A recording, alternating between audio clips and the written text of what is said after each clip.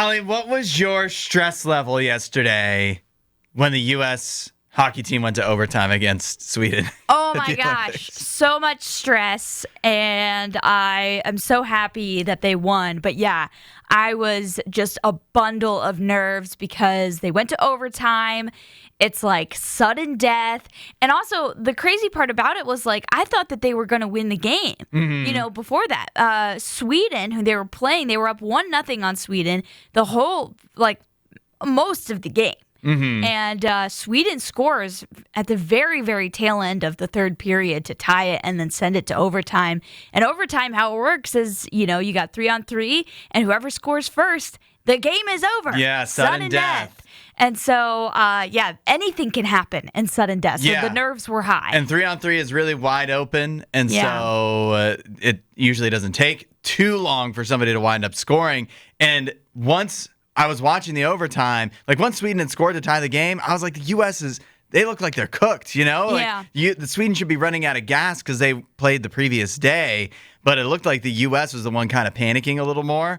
And then Quinn Hughes, who wound up being the hero, I was like, the announcers were like, he's saying he's not going off the ice. He's waving him off. He won't make a line change. And I'm like, this is going to be a mistake. He's going to lose the game. And he turns around and winds up actually getting the game-winning goal. Yeah, I know. It was just insane. And so I'm very happy that they won and moved on. Really, other than the Germany-Slovakia game, we got very exciting semifinals. The quarterfinals. 3 of the 4 went to overtime. Yeah. And now they get everybody gets a day off today before they go back and play tomorrow so they can kind of rest up because the U.S. also was the latest game of the day. That game ended, I think, after midnight in Italy, their time. So that's something that I've seen people complaining about is that the schedule is not advantageous for the United States because they have to play so late every time. But that's because it's best for TV here. So, it's the hand strikes and gives a flower. 3 p.m. our time. Better than 6 a.m. Yeah, I don't know if it's best, but it is tough to think about having to play that late in the night.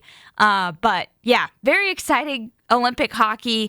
I'm excited that we got such exciting games because I feel like the first round, the preliminary games, were not as exciting. Yeah. So you had a bigger gap in competition with Italy and France. Canada plays Czechia in the opening round, beats them 5-0, and then ends up going to overtime. Was losing to Czechia at one point, so Canada was really on the ropes, having to come back and tie that game to even force overtime. So it was insane. And then I was not expecting Finland to come back against Switzerland. They were down 2-0, ended up coming back, winning it 3-2 in overtime.